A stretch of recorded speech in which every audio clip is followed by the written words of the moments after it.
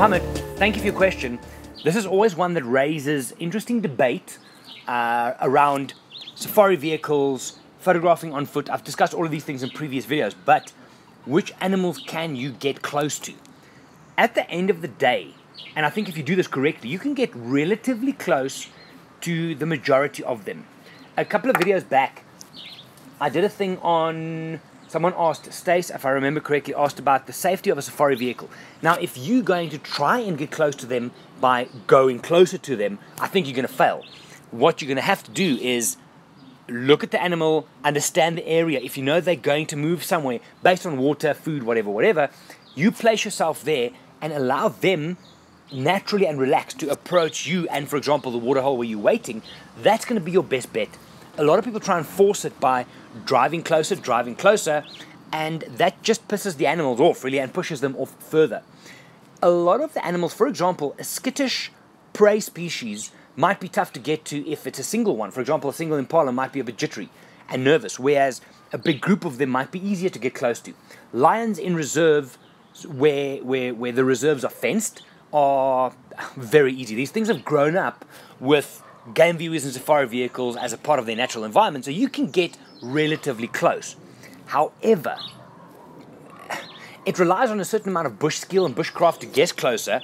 But for me, and again, this is something I've been harping on for a while, it has to do with wildlife photography is photographing animals in their natural environment, doing what they would do even if we were not there. So if you get too close and you change their behavior, I don't matter how close you've come, it doesn't matter.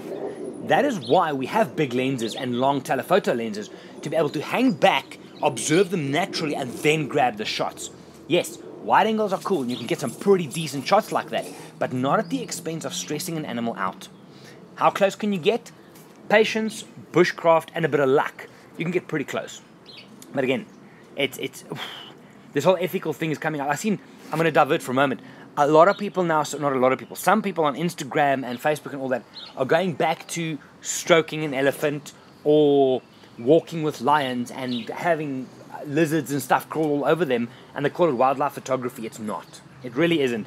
A wild animal will not allow you to do that, and it creates a very false impression for the people out there who haven't been to Africa that that's what it's normally like. I found that different discussion, but there's a lot of that happening. So don't think of scenes like that where people get too close, interact with apparent wildlife, and call it wildlife photography. If you're doing it correctly, you can get pretty close if you do it correctly and patiently, but don't cross the line and affect the animal's behavior. That's where it should stop. Yeah, I'm going to stick with that because I can divert completely off to the other way, but we're not going to do this in this video. We'll do that some other time. My name is Gerry. I'm from Wild Eye. I'll see you guys next time.